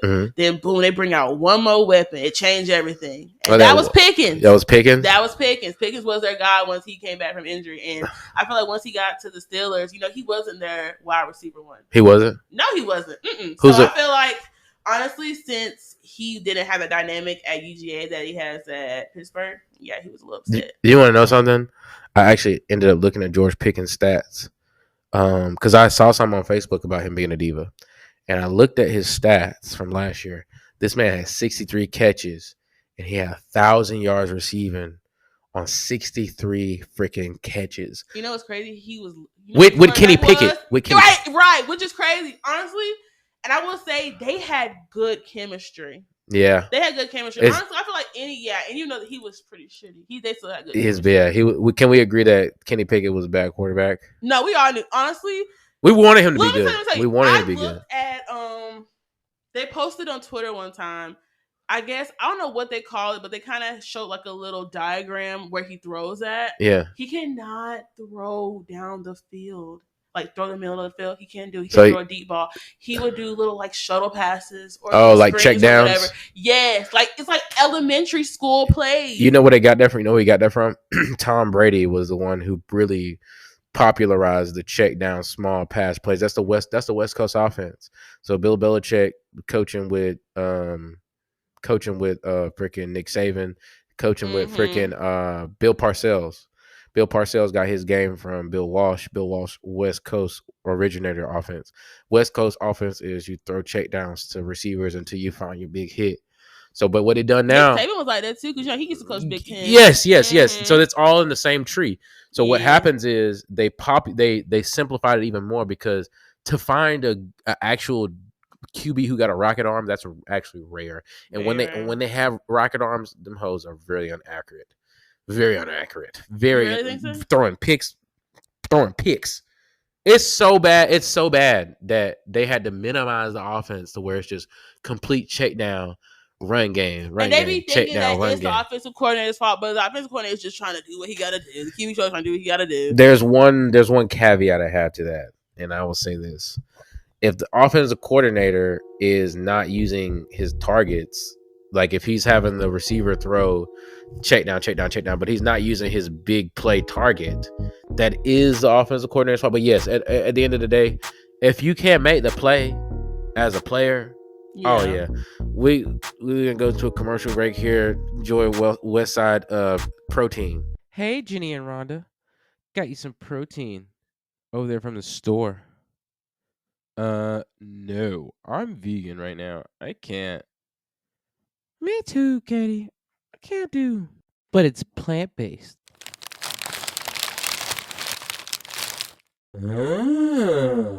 What's up, it's your boy. None is a tasty way to get some protein. With tender chitlins and fried okra, hot sauce, and fatback. New, but it's plant-based. Westside protein. Somebody get shawty. Hey, somebody get shawty. Some plant-based protein. Hey, Grandma Jessie, man. Westside protein is not responsible for the actions that we may say regarding plant-based. We don't really know if it's plant-based or not. We just said it because everybody else said it. We're not responsible for your death. He don't really talk about sport. Every time I bring up a sport, I don't know nothing about sports, so we can't talk about that. Like, I want to talk about like quarterbacks that are underrated. Kurt Warner was a quarterback for the St. Louis Rams in the late 90s and the early 2000s. He won for the Cardinals too, right? He's one of like maybe 7 quarterbacks to give 3 receivers 1,000 yards in a season. He got Larry Fitzgerald 1,000 yards. He got Anquan Bolden 1,000 yards. He got Steve Bresson 1,000 yards, and they got to the Super Bowl. Anquan Bolden in a minute, because I know he played for the Ravens after a while. Yak Monster. And he got 1,000 yards while he was over there. And he got a Super Bowl while he was over there. Ironically, that was the year that Ray Lewis had retired. Yes. Yeah. And ironically, the Cardinals lost to the Steelers when they got into the Super Bowl. I'm only gonna say ironic because we were talking about George Pickens and stuff. But Kurt Warner, Trent Green was the starting quarterback for the Rams in the preseason of 1999. And then Trent Green went down with an injury. Or yeah, he did with an ACL tear. He ended up being a Pro Bowler for like 4 years at the Chiefs when they had Priest Holmes and stuff. So Kurt Warner comes on, Dick Vermeil's the coach, and they like, the season's a wash because they got Marshall Faulk. They got, oh my gosh, they got Torrey Holt, and they got Isaac Bruce, and they got young Ricky Pro, white receiver that will go make a tackle on kickoff return and then catch a touchdown in the late of the fourth quarter doing a 2-minute drill. So they got him there. But anyway, so they go to the 1990 season. Like they're like, what are you gonna do, Dick Vermeil? He was like, we will rally around Kurt Warner. We will play good football. And they did. They went to the Super Bowl. They played the Tennessee Titans when Steve McNair was a rookie. They beat the Titans. It was Mike Jones made a tackle at the goal line, and that's how the Titans ended up losing. So the next year goes on, he gets hurt. Trent Green fills in for him. But in 2001, and this story has something to go to. So they Greatest Show on Turf again, right? They changed their uniforms from like super yellow and blue, what they are now in LA. They changed it to darker in St. Louis. So anyway, they have a great season. Kurt Warner's healthy. They get to the Super Bowl, and who do they meet? They meet the New England Patriots. So the New England Patriots, so the whole media, the whole week, it was like, because basically, like, if you win 2 Super Bowls, it's a dynasty, but I think it's 3. But whatever. The media wants to say it's 2. It should be back to back to back. It should be back to back to back. Yeah. or at least like 3, like you skip a year and go 3. Like I give the Patriots their dynasty, even though they went back to back to back. They won 2, skipped 1, and then won another one. Yeah. All right, so they're paying the Patriots. Everybody's like, new dynasty coming. The Rams, Greatest Show on Turf, etched in history. You know what I'm talking about? Do that. Who are the Patriots? Drew Bledsoe went down. Tom Brady's filling in. He lucky. I was just gonna mention that. I was like, I feel like a lot of the like QB stars, it all started from somebody getting injured. I don't know how many, but yeah, it'd be a lot. Or they're not first rounders. They're people who come from under the shadows. You know what I mean? Like low key, they were coached up real good. Low key, I think Spencer Rattler might be one of those guys. I hope so, because I rooted for him so much. They didn't pick him high in the draft because he wasn't a big name. Yeah. 5th round draft pick. They didn't pick him because he wasn't a big name. They had a bunch of QBs to pick from. They had Caleb Williams, Jaden Daniels. They had, what's that boy named? Michael Penix Jr., who's going to be amazing as well. Yes, he is. Whenever you brought up the whole deep ball thing, I think he'll be. Oh, he's Warren Moon reincarnated. He literally is Warren Moon reincarnated. He knows how to throw a deep ball, like sitting on his knee accurately in stride. I definitely think he learned that. He's a traditional pocket passer that they want. They don't want people scrambling technically, but he's the one that can. Vic was scrambling, right? Even like with Russell Wilson and stuff, rolling out and stuff like, they don't want that, right? They want somebody who's gonna stick in the pocket and do it like Tom Brady and Peyton Manning and Joe Montana. He's that guy. And if Kirk Cousins gets hurt, he is a insurance policy. You don't ever want to go into a season in the 21st century in the NFL with a quarterback with no backup quarterback that's good. Like you don't want to have a bad backup because the game moves so fast. Right. You should expect a quarterback to go down for. That's why when they was upset that Penix got. Why would you get upset about that? Why were you upset? Why would you get upset about that? I really think, and they wasn't even looking at it about who Penix is as a player. They were looking at it like they were paying Kirk Cousins so much money. That's the going rate for a decent quarterback nowadays.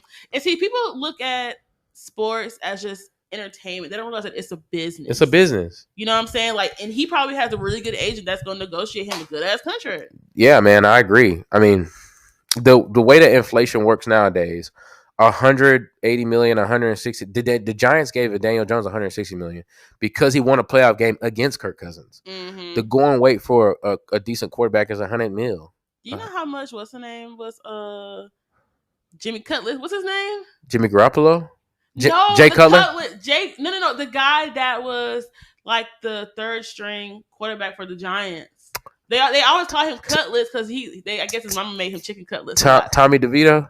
Tommy Cutlets. Yeah. Tommy Cutlets. What are you asking me about him? Do you know how much money he was getting paid? I can look it up. Look it up because it's definitely he was undrafted free agent. Figures. It's definitely like in the 100,000. It's definitely not no million. Let me see. Here. Like apparently he was still living at his. I think he still lived at his parents' house. It's true. I think because he is Italian. I know he was very close in with his family, but I don't think. By the way, I think it's kind of atrocious that we can look up players' salaries because I feel like listen, Aaron Gordon, who plays for the Denver Broncos, he was in Denver Nuggets. He was dating a girl, taking a girl out or whatever, and he said that he looked over while he was in the car, and the girl was looking up Aaron Gordon's salary. I think it's atrocious. Tommy DeVito signed a 3-year, $2.7 million contract with the New York Giants, including a $10,000 signing bonus, $20,000 guaranteed, average salary of $901,000. In 2024, DeVito will earn a base salary of $915,000 while carrying a cap hit of $918,000 and a dead cap value of $6,000. Okay. I know why I thought the $2 million. I didn't even see that. Here's the thing, though. When you're making money like that, you have to think it's in increments. It's not he not getting the whole thing. So him living in New York and living in his parents' house sounds about right. Because you don't want to sit here and throw all your money away on an expensive ass apartment in New York or an expensive ass house. The house is if he's making. Let's see here. I'm not a math guy, but if he's making over 3 years, $2.7 million, it's $2.7 million spread out over 3 years. And guess what? You have to make the roster to get that. He got the signing bonus, which was 10 G's. Taxes New York taxes and California and New York taxes, income tax atrocious. So he probably didn't leave with $10,000. He probably left that signing bonus with about 7, 8. So his low key is a lot of money, but for a football player, they make some money. So I'm saying like he got to stay at home in New York. You know what I'm saying? I'm gonna live with my mom and break him off or whatever. But if I go and try to get a house in New York is probably $5 million. I can't afford it. I can't afford the mortgage. Imagine being on a football team, like a pro team, and you feel like you have to live with your parents to make a living. Or to be okay. You would feel. How would you feel in that situation? I'm not gonna lie. I mean, it's not shameful to live with your parents. I will say because Italians are very family oriented. You sound amazing on that mic. Really? Yes. I think I just sound amazing here. Yes. Yeah. But I do think because Italians are very family oriented, it's normal for him. Like it's normalized. To be real, I've always been told that like blacks are the only ones that don't normalize their kids staying with them until they get married. African Americans. Yeah, I mean, think about it. A lot of our parents, I don't know. They had to struggle to move on their own, so they probably want to have that same. I'm generalizing, but yeah, like you know what I mean. Like, and I know that my mom, when she got out of her house, she's like, "I'm never going back to my parents."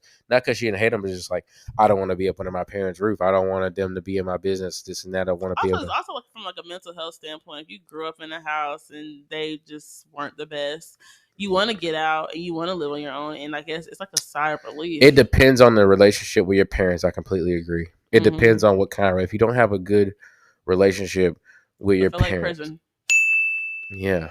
I mean, I love both of my parents, but I've lived with them both, and it's just not a good. It's not a good fit. Like it's just not a good fit.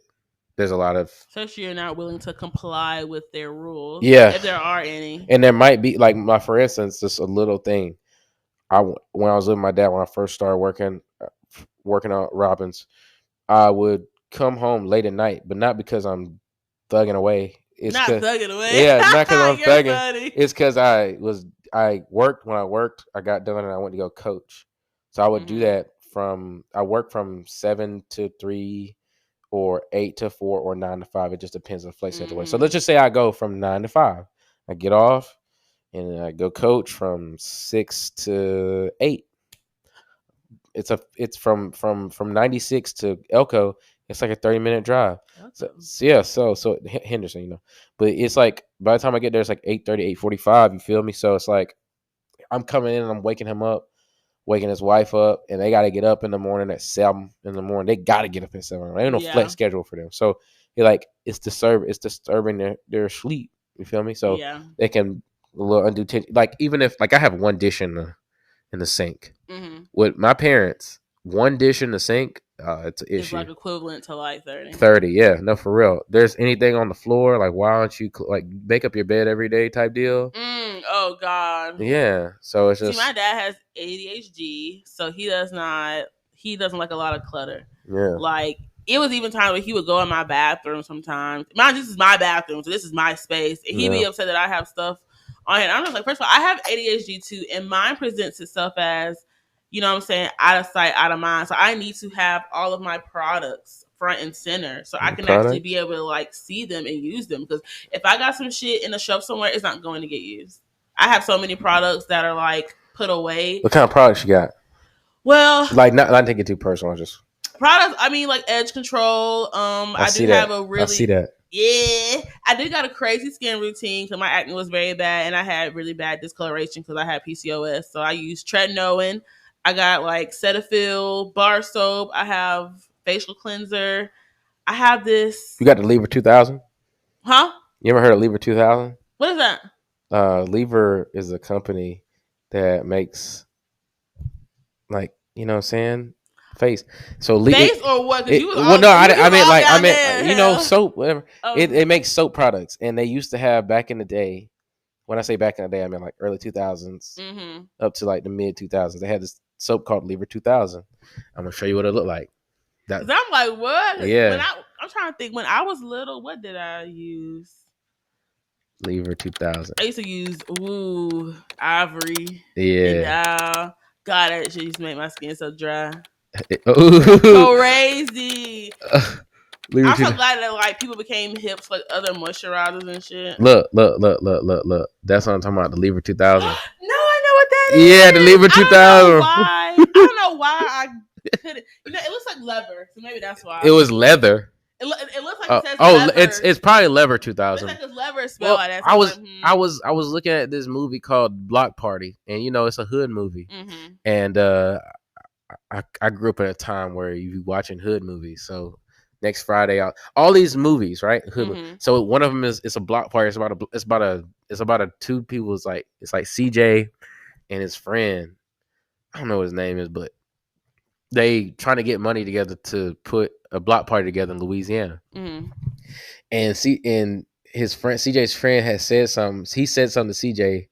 CJ said something to his friend about his weight, and then CJ's friend was like, "At least I ain't with my dad every day. The Lever 2000 with his belt on, washing his nuts." I thought that was hilarious. Oh my god! See, that's how you know it's a classic ass soap. Yeah. Damn, I ain't never heard of it. It's called the Block Party. Have I seen that before? I'm not gonna lie, my blood card could get revoked because I'm not gonna lie, I didn't watch a lot of movies until like. I don't believe in that. I don't believe in the black card. You know why? Because there's a lot of movies that I have not seen. Like I haven't seen gang related. I just like recently saw New Jack City. Like within the last 3 or 4 years. I just saw that in 2021. Yeah, there's a few things there's a few things that I think if people haven't seen that they the black, like if people are saying that, I have like if you want to play that game. Black people, if you haven't seen Obstacles starring E40 and D-Shot, your black card is revoked. Mine is. It's a Bay Area classic, and if you haven't seen that, you're just so Bay Area to death. I'm so West Coast, it's crazy. Literally, and you're from the South. Yeah, so you can't get mad at everybody for not seeing that. But then again, there are a lot of West Coast movies that are like I know like South Central. Next Friday, Boys in the Hood. Yeah, I've seen South Central. Hoover Deuce, and I'm set, and I'm claiming him. Just give me the drink. Bro, I love that damn movie. 15 bucks, Aryan interest. Bro, I love that damn movie. No, yeah, I've seen that. This is an OG call. OG. Shit. Bro, we owe you on this one, Bobby. Hey, buddy who played him, he looked like Dr. Dre. What? You don't think so? No. You don't think so? The dark-skinned dude that's ripped to the gills? No. The brown-skinned one. Oh, you talking about him. But he played in Black Dynamite as well. He did? Yeah, he played what's his name? Ooh, Michael Jai White was Black Dynamite. He played Black Dynamite. Michael Jai White. Oh, Michael I loved him. He played in this. He is such an underrated like actor because like he definitely played. He played Bullhorn. He played this guy right here. Yeah, him. The guy who's played South Central, right? He's this guy you talking about? Yeah. Yeah, he played Bullhorn and Black Dynamite. Because he was the one that was making that little boy like turn into, what I'm saying? He been thugging. Yeah, he thugging. He with the set. It's on the set. So yo, it's not that I'm West Coast. It's that all the hood movies be West Coast. Next Friday, Friday after next Friday. Have I seen like Atlanta culture and like you have school movies? I mean ATL. Oh, cause old school though. It's relatively new. Atlanta culture is relatively new within the last 20 something years. Is it really? I mean, you think about it. When did it start? It started when it started. If you started with Shadi, who moved down from New York, come on, shake it. So Miami-based music, and then Miami-based music influenced Atlanta culture music, and then you go down, you got like Outkast, you got the Goody Mob from when they went on the Source Wars and say the South got something to say. So that was like 1995 when they got Best Group. And then you go down to the 2000s. That's T.I., that's Young Jeezy, that's Gucci Mane. And I know I'm missing people, but you also got BMF who came from Detroit and kind of put the parties and the clubs all in the face and stuff to stunting. Yeah, that's 2000s. That's 20 years ago. That's 25 years ago. I never thought about it that way. And now I think about it, I feel like a lot of these artists, Snap era, crunk era, trap. I missed that era. But anyway, continue. Now you're saying on your tidbit, you're like, now you get it. I feel like celebrity or music moguls or whatever, I guess the ones that really start to get their stardom, that's what made the culture, I guess, become prominent. Babyface and L.A. Reid came to Atlanta in the 90s to establish a musical cultural scene for Atlanta. And they did that with TLC, even though that was kind of mainstream. And then Jermaine Dupri kind of got on board and did it with Criss Cross. That wasn't Atlanta, but what happened was L.A. Reid's wife found Outkast. Outkast played a song for the dude that just recently died, Rico Wade. Rest in peace, Rico Wade. He gave Outkast tape to L.A. Reid's wife, and that's when everything took off. They got a joint production with the Dungeon Family, and and the beat goes on. You know what I'm saying? So it's really like it's relatively new. That's probably why. And then but it is taken because Tyler Perry came to town and started his own like movie production before Tubi. He walked so Tubi could fly. He does. I'm kidding. I mean, he really did make some black ass films. And I feel like that's why Tubi said, "Yeah, let's go make us some black ass films." That's a part of like that type of, whether you like it or not, whether you have an opinion about it that's negative. That Tyler Perry is a part of Atlanta culture. Yeah, he is. Not gonna lie, I do. The movies, not so much, but I do love the plays. I love the plays like him. My family loved the plays. I know that. I'm pretty sure your family had a big ass burnt CDs of it. Yeah, no, for real. Like the Meet the Browns, family reunion. Oh my gosh, you have no idea. My mom loves the I Can Do Bad All By Myself. Yes. Oh my god! I can't watch real deal shit going on in that. It wasn't no BS. They was talking. So a few of those Tyler Perry movies, I can't watch them. I've only watched them like once or twice. I can't watch them. It's uncomfortable. It's too uncomfortable. It's way too. All the trauma involved? I mean, like, there's some of those things I haven't even gone through, but like some of that, like the one where she got raped by the one dude and she had to go ID his body. I think that was I Can Do All Bad By Myself. I'm not sure, but that what got me. That was the movie because she was like a hooker. Okay, and then the other one was The Family That Prays. I can't watch that one. See, I don't like the movies. I like the plays. Like, that's what you did say that. You said like they have like Why Did I Get Married play, and it was like about this guy. He had a lot of money. His wife was like a stay at home mom. They had kids. I think she ended up getting a little heavy set. I seen Jill Scott. The movie. That was okay, but this is the play. The play had somebody else. Her name was like Pepsi or whatever. Like I think her last name was Pepsi. Lord. Cheryl Pepsi, I think. Oh. And I remember like she found out that her best friend was basically like her husband's mistress. Mm. Yeah. So then like and it was pretty much like during like a cabin trip. Like it's really is like the movie is based on the play. Mm-hmm. And then like the following year comes and Cheryl Pepsi ends up dating a guy within the group. And, you know, he was a trainer. She lost a whole bunch of weight. She was big and fine. Then Mike, the guy with the mistress, you know, her ex-husband, he came in. He was miserable. He ain't ate a home-cooked meal in months. She just spent all his money. You know what I'm saying? Because he was just looking at her like, you know, she was the trophy. You know, she had the body and trophy. All that. But she wasn't a good wife. Wasn't a good wife. Yeah, she wasn't trying to be a good wife. That's the thing. Like, I feel like whenever you got these, I don't really speak on this, but I'm just saying, whenever you got these extramarital affairs, whether it's the party of the man or the woman, I feel like once they set in, they don't realize that, oh, it's life just like you were doing it with your actual legitimate partner. And when you get settled into the life with your person that you were playing hooky with, it's going to be just like how it was with your partner. It might even be worse, though, because that person might not have the certain skills to be a husband or a wife. And what makes you lusting? You be lusting. You lust of the foot. What do you think was going to happen? You thought that was going to be. I don't know if the society understands that there's a sowing and a reaping effect in everything you do. I think people like, if I do something, nobody saw it. Like, bruh. He saw it, bro.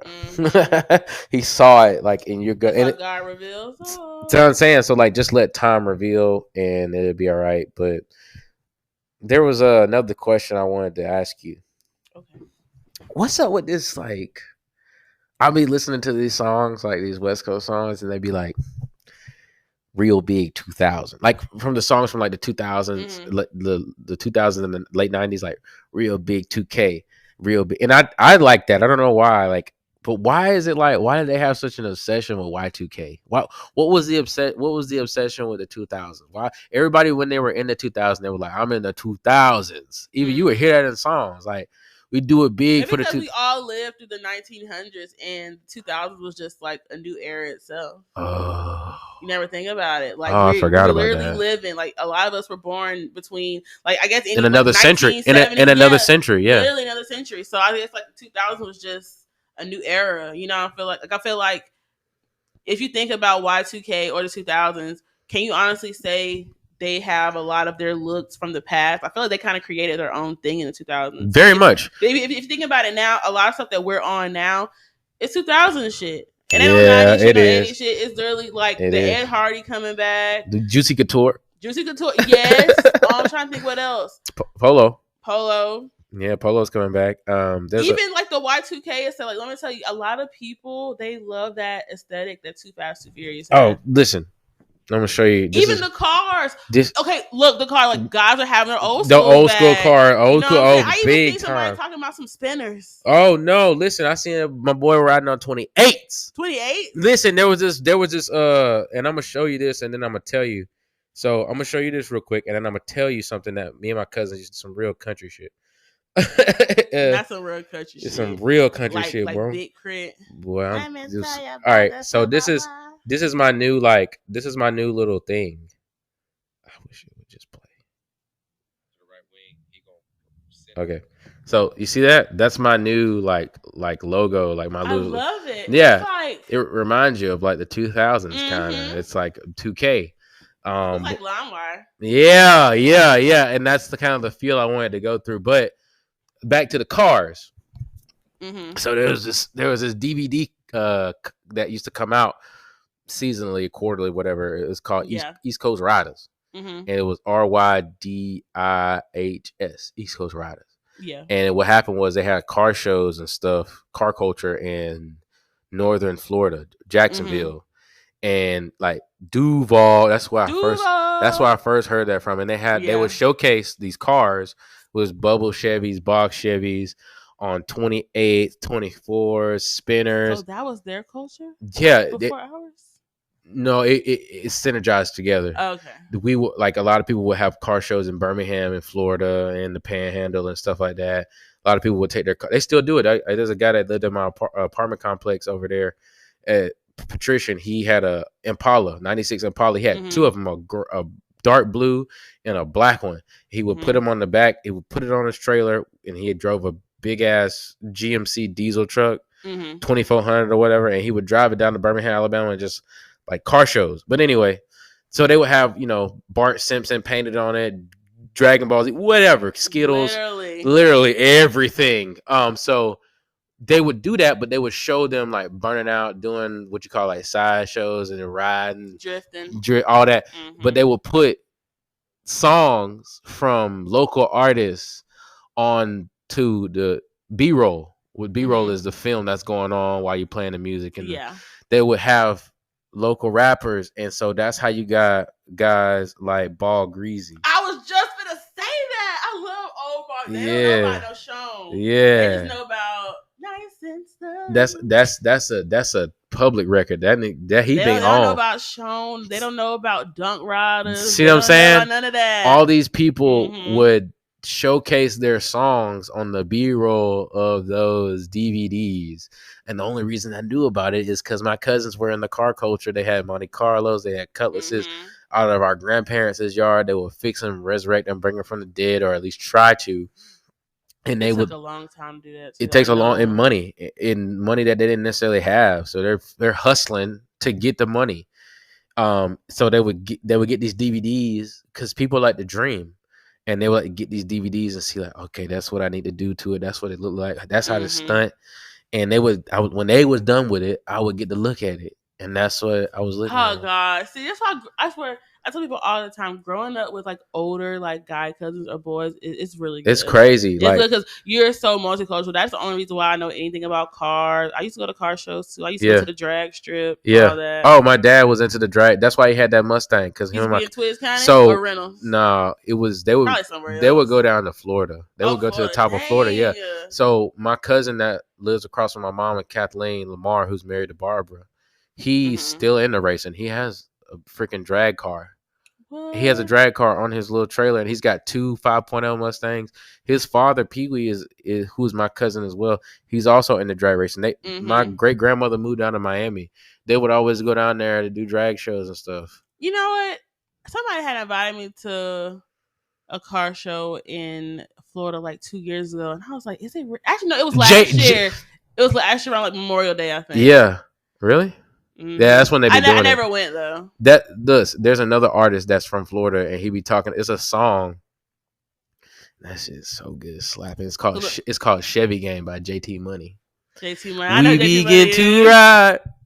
Look, I know so many Florida songs because like my brother is in the military, and I think his bunkmate when he was at basic was from Dade County. So they put me on like all like Reggie Cashflow, Ball Greasy, Piccolo. It's the biggest to the left. No. Listen, this is what he would say. He would say on East Coast Ride, it's the picker to the low rider. Yeah. Oh my God. Hold up. I gotta reset. Where can we go to find low cost but decent healthcare plan? Lost Medicare, chip coverage player? Don't worry about none of that. Westside Healthcare gonna take care of all that for you. Emergency plan for when my badass kid stub his toe? What about me? I'm an old lady. I got 3 kids, but they ain't worth a damn. And they done left me at this house all by myself. What if I fall and break a hip? Will you be able to help me? Yeah, you know what I'm saying. Here at Westside Healthcare, we always gonna make sure keep your game tight. We don't ever want to leave you out on the bad foot. If you got any questions or concerns, just call us at our office here at 445-8286. That's 445-8286. We're out here over on Manchester. It's Westside Healthcare. Come get you some. Yeah. I understand that culture.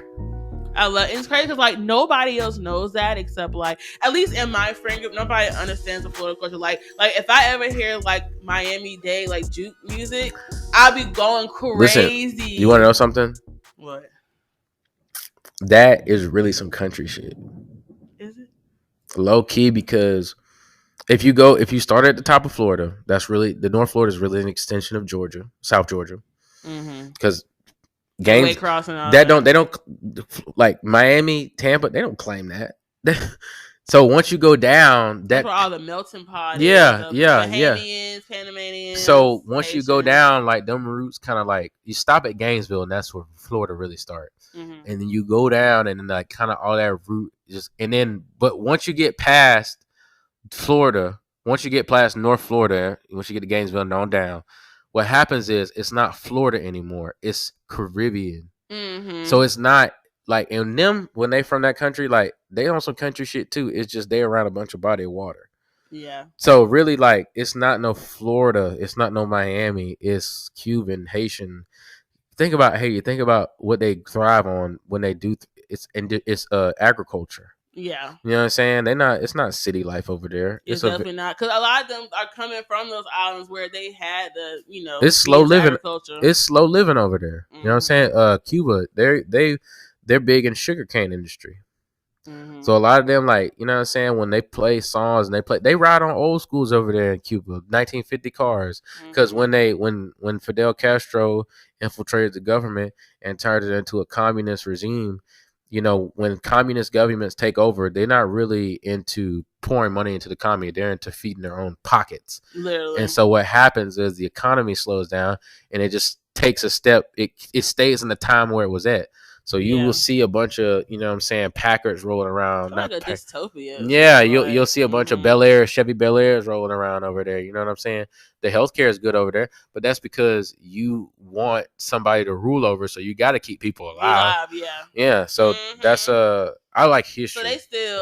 So they're basically just caring about themselves. Yeah, for sure. No, communism has killed more people than any type of organized religion. Atheistic communism has killed hundreds of millions of people, from the Pol Pot regime and freaking, I don't know if it's Vietnam, to freaking Joseph Stalin and Vladimir Lenin and Soviet Russia, to the fascists who are basically like quasi communists in Italy and in Germany when you definitely love history. When freaking El Duce was roaming the streets in Italy, and freaking Hitler was killing Jews in freaking Germany. The real killer. Yeah, so I mean, yeah, people have done things in the name of a religion, which is taking God's name in vain. That's not what's real.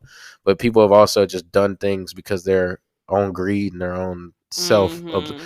That's why they always say that money is the root of all evil, because it's what they've seen in the past, what money's done to people. I have something to say about that. I did an episode on this. It was always oh yeah, that's right. And I just, when people say that, like, I just feel like some use it as a cop out so they can put it on money, but it's the who you are as a person. The love of money is the root of all evil. For the love of money. You know what I'm saying? So it's like your lust for the money. Money is just like a tool to be used. Money is not bad by itself, but if you put yourself in the situation, you say, I want this house over here, I want that house over here, and then it's like, well, what do other people get? Like, are you giving? Are you spending your time to make sure that positive things happen when you put your money out, or are you just tricking it off? That's why I think it all has to do with who you are as a person. Yeah. So I know I wouldn't use money for evil. I use it for good things. So, I mean, I know that, like, the communist people, the communist leaders would be like, spread the wealth. But when they get money in their pockets, they got villas and mansions all over in different countries. They put their money in Liechtenstein, which is a place where it's not taxable. So they put their money in offshore accounts in Barbados and stuff like that. So that way, when they get done, if they live to see the day, if their own regime doesn't kill them and hang them in the streets and maim them, then they can run off to another island and be an exile and live off that money. I've always heard of offshore I've always heard about it on like those movies or those shows, like really rich people. I didn't know that like people real deal have. I just thought it was like a movie thing. When you watch a movie, this is what you gotta realize.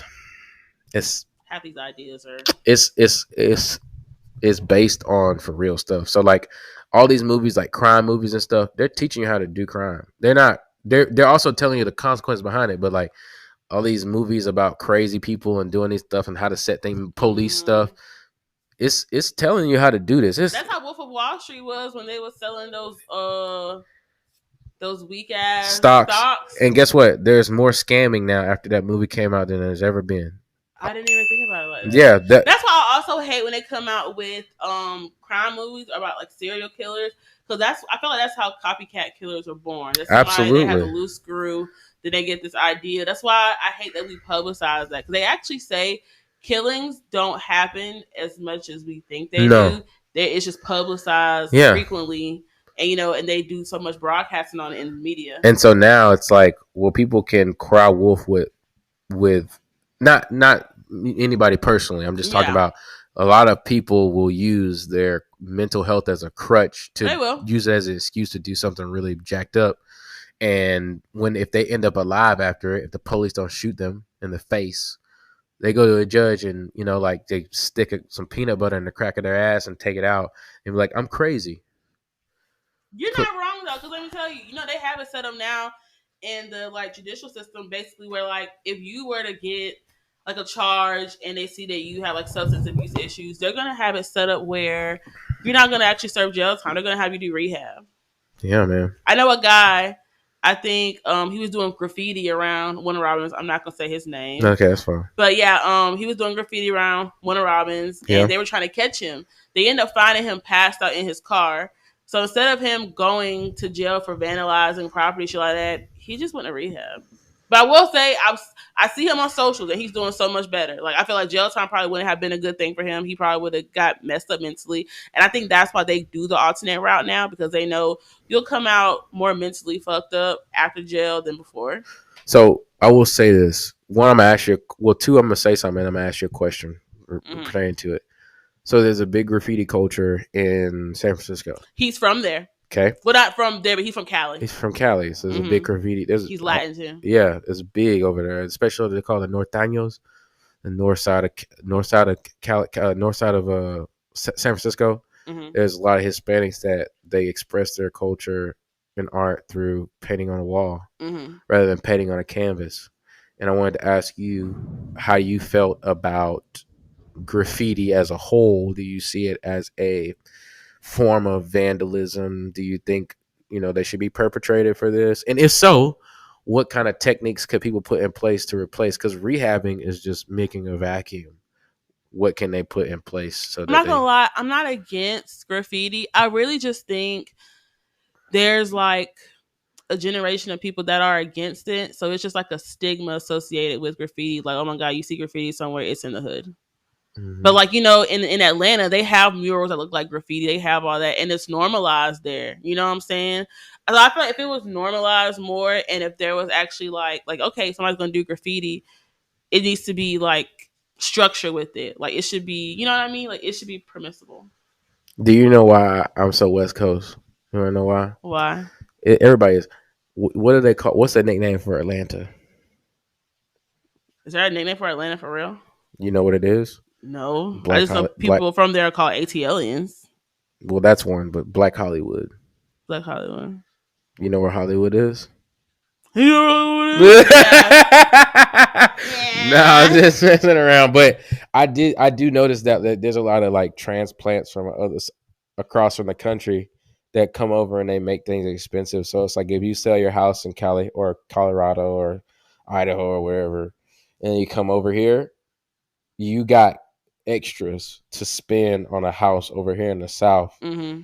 It could be like 400,000, whatever. But you sold your real estate over there in Cali for like 5 million, 6 million. So 400,000 is nothing, including the closing costs. So what happens is they come over here and price out Southerners or people that are from the Southwest and stuff like that, and they make things more expensive. That's why I always be big on that. Like a lot of things, like if California is doing something, you can bet your bottom dollar that the rest of the country is soon going to do it. With EV, that's why they always say that like Cali is very fast paced. They actually say that the South is very slow paced. We're always like last to do something. It's true. So here's the deal. I had Asia Jordan on tOCS Radio. We had a really good I have time. baby duty. Yeah.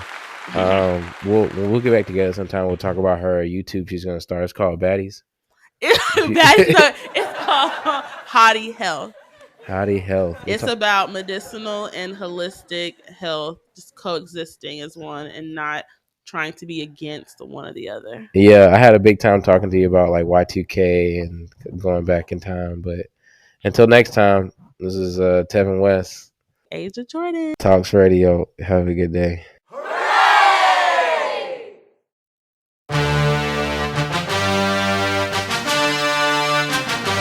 You are tuned in to tOCS Radio.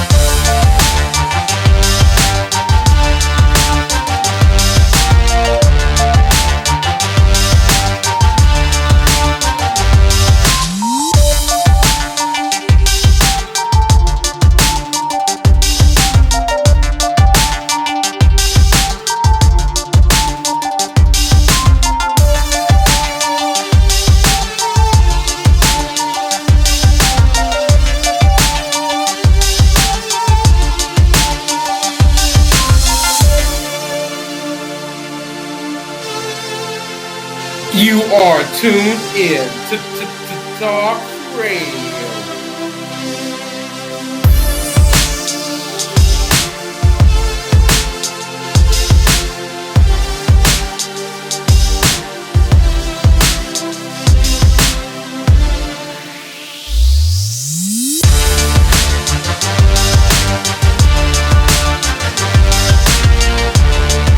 You are tuned in to tOCS Radio.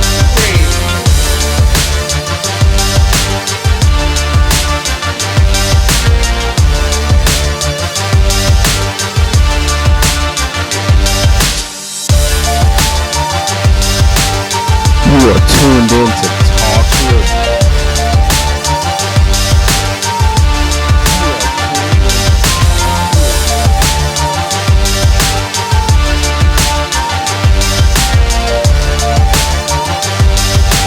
You are tuned in to